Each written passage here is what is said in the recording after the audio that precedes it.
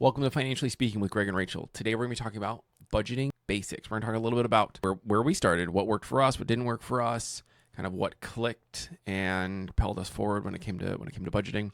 So I would say that this episode is for someone that is not currently budgeting and is thinking about budgeting or hasn't really thought about budgeting and would like to start or consider it. So I would say this would be budgeting 101. Budgeting basics, maybe. Budgeting basics, yes. When you hear the word budget, if you immediately start to sweat or start to think about your credit card and how you didn't pay it off, or you start to get nervous, this is definitely the podcast for you, because we've all been there. We've all felt that way about budgeting before. And today we hope to give you tools to help make it easier and just more practical. So tools, speaking of tools, we use Google Sheets because I like to work on my computer. So I like to do it on my computer. So we use Google Sheets. It's free. Everybody's got a Gmail account. And it was really, really simple. So if you use your computer, that's what I would suggest for a tools. We also used the Dave Ramsey's Every Dollar app, but I didn't like it. It worked fine. It didn't work for us because I didn't like to do it on my phone. It was like too complicated. Not too complicated, but like the manually, whatever. It was easy for me to do it on my computer. So that's what we use. We use Google Sheets, and not like a pre-built template, just a blank template. And we just started fresh and just literally just did a bunch of pluses and minuses and really basic. So stressors. Before we kind of got our budget intact, what feelings did you have, Rachel? I really wanted to have a budget because I wanted to be able to enjoy spending money. I wanted to feel like maybe once a month I could get that $5 coffee and not feel guilty about it, not feel like it was throwing us into debt. And I also felt scared to start a budget because to me, budget means you can't have. Oh, I have a budget. So that means I can't have fun. I can't have anything I want. And that part of it I really didn't like, but I actually found a lot of freedom in our budget once we started creating it. Because you pre-spent all of that money, so when you go to actually spend it, it's already spent. Yeah, you're planning every dollar, so you know where your money is going. That's totally true. So if someone was starting from scratch right now, they don't have a budget, or if we were going to restart again, assuming that a majority of people use their credit cards or their debit cards, probably most likely credit cards though, what would be your advice to start? First step. Probably figure out what your income is, like every month. That is a good some one. people get paid. You might get paid twice a month. You might get paid once a month. You might be paid every 3 months if you're like a contractor or something. So what do you really make every month? That's really good. So what's a hack to figure out what you should be budgeting? So we're not going to talk about categories yet. We're going to talk about categories later. A hack? I don't know. You're always this is her thing. That's why I'm trying to get hacks. This is why I'm trying to get her to say it, because this is her thing. The 90 days. Oh yes, that is a really good hack. She came up with it. I am a genius. Who would have known? We led a financial class Yes, at our was my church, hack. and this was her idea. This isn't something we ever heard before. She was like, yeah. So So- that's why I was like, I said you want to figure out the last 3 months. Where has your money gone? You want to know where every single dollar, every single nickel, every single penny went. And so you're saving all your receipts. You're looking at your credit card bill. You're saving all the bills. You might bill online. Some people still get their bills in the mail for like the light bill or whatever, just depending on where we you have live. an internet bill sitting on the desk right Yeah. there. So you want to really take every single bill, every single time you paid for something, and write it down. So this is for the last 90 days. The last 90 days, yes. So if you started today, it might take a couple months to build your budget. You can definitely get started right away, but you do need to kind of figure out where is your money going, or you could go ahead and look at your old credit card statements. So since we mostly use our credit card, I think that would be a great place to get started, figure that out, and then look at the last month to really narrow in on what your categories are. So for example, this is April right now. So if we want to figure out, hey, we're going to create our budget, we're going to start in May, or we're going to start today. So we're going to go back and look at the last 3 months of, this is just a practical example. Yeah, you could just go back and look. That makes go, more sense. Go back and look 3 months of, hey, we do our grocery shopping at Aldi. Well, how much did I spend at Aldi in January? And then how much did I spend at Aldi in February? And then March. So when we make our budget for April and our budget for May, we already know based on how much we've spent, statistically, about how much we need a month, how much we're going to money. spend. Okay, because it's different, because if you're just winging it and there's two people, whatever, you're like, oh, I need $500 a month for groceries. but the two of you spend $350, well, then just budget $350. I think that was helps with accuracy. Plus, you might have a bill. What's a bill that we don't pay every single month, but is a bill that we pay? Homeowners insurance. Your homeowner's insurance. Or auto insurance. So you want to just be aware, right, of those things because you're going to budget those in. Yes. Yeah. That's true because those come by.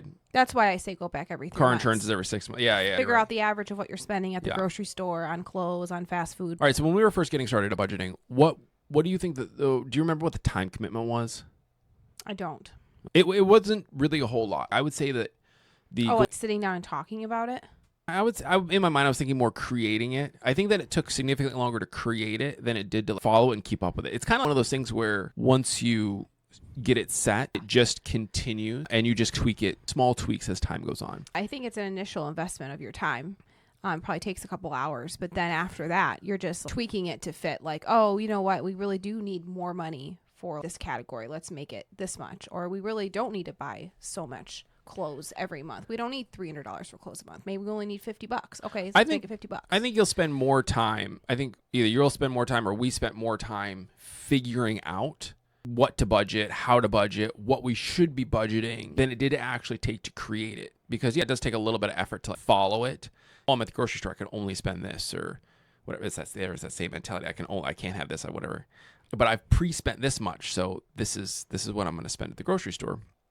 But all that legwork had been done already because we'd already pre-spent it on paper. So let's talk about some real life benefits of creating a budget. So we'll use our life, for example, because we're the ones talking. We can't use anybody else. Like, this should be dumb.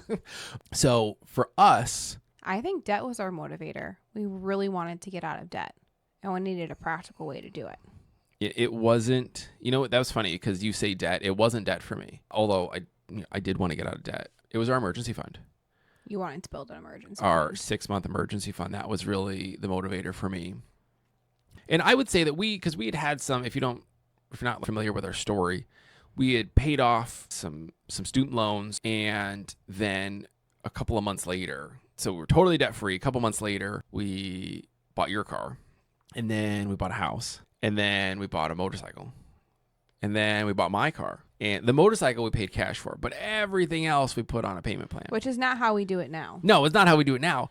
But it goes to show you that you can accumulate debt very fast. Yeah, exactly. It's not hard to be broke. And we made some good choices and got out of debt, and then we made a bunch of bad choices. We made a lot of bad choices. Which all of them ended up working out, but how we did it was not a good idea. So some things we were able to pay off debt, able to pay off our cars. Yep. We were able to generate a 6-month emergency fund. Mm-hmm. We were able to generate a 9-month emergency fund. We're more at like 9 months, 12 months now. And we paid off our house. I was trying to think of something funny to say in there in the middle. Oh, yes, and we paid off our house, which was really, really freeing. And so we went into it having goals. My goal was to be debt free and feel that freedom that no one could take this from me. No one could take that from me. Like it was ours. I think that's really important. In the emergency fund, I agree. Just the safety of that. And we've actually used that. We've had emergencies happen in our little family. And we have definitely used that emergency fund when we need to. All right. So as we get into a more practical aspect, just to recap, we have Google Sheets or the Every Dollar app. We have figure out how much you make every month. Or every 2 weeks or every week. Total that up. What's your income? And then what you spend is your outgoing. So when you are thinking about outgoing or what you're spending, you have to think about categories. So let's talk about some categories for your budget that we think that you might have. You might going to have some of these. You won't have some other ones. So we'll just rattle some off. Feel free to go back and listen to this and pause it or whatever, because you could probably write some of these down because you're going to have homework. So I would say first is groceries, clothing, any subscriptions. Those can add up quickly. That's Netflix, Canva, Hulu, Max, Prime, Disney Plus, YouTube Red. And the makeup boxes. I don't get makeup boxes. Clearly. Thrive. But any of those. What are those other ones? I don't know. So what else would we put on there? Car insurance, homeowners insurance, renter's insurance, car payments, maintenance on those cars, So I would be I would add that as a category. I would be pre-saving for maintenance. So if you've got oil changes, brakes, just things that come up, you have to spend money in your car. Just it is what it is. After school activities for your kids. Meals, going out to eat. If you have a baby or a young one, diapers and wipes. Diapers, wipes, health insurance, fun money, vacation, future vacations, not a past vacation. That would be considered debt that you're trying to pay down. Fast food. Or going out to eat to be a category. Date nights, if you're just... Or entertainment. It could even just be a broader category of entertainment. Maybe Yes. you're single, or maybe your whole family does something. So I'd probably just do entertainment. PlayStation Network, Xbox Live, your internet. I think that one, I don't know, it's one that's so We missed obvious that that everyone one, forgets internet. it.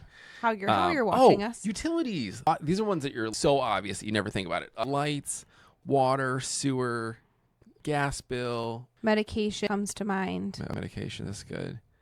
Do we say health insurance? Yeah, I said health insurance. Toiletries. So there's a lot of things. So what you're going to do is you're going to go look back at your last 3 months, see where your money's going, and then you're going to really narrow in on this last month and try to make sure that every single purchase is going into a category. And feel free to create other categories that work for you and your household. It's not just limited to the ones that we said. It's Everyone's budget's different. the more you look at them, the longer and longer. I'll look at some other people's budgets and be like, oh, that's a great category. Oh, that's a great category. You can have 50 categories. Yeah, you can have whatever you need. Maybe your family does. You have a big family. You all get your hair cut every once in a while. So you have to put that in your budget. Or some people cut their own hair. But I'm just saying that can add up if you have a lot of kids or you get your hair dyed, all those things. So when you come back on next week, we would love for you to know what you make every single month, and then have created categories, and every single thing that you have bought in the last month be in a category. That is our homework for you. Next week, we're going to be diving into debt. And so we are so excited for you to live debt-free, to really find freedom in your finances, to achieve the goals and dreams that you have for your family. And that starts with paying off your debt first. And so next week, we'll be finishing up budgeting and then diving into debt and why it matters. Thanks so much for joining us on Financially Speaking with Greg and Rachel. Hopefully you enjoyed this topic of budgeting basics. If you're on YouTube, make sure to smash that like button for the YouTube algorithm. And let us know down in the comments, what is your craziest budget category? But anyways, we'll see you in 2 weeks.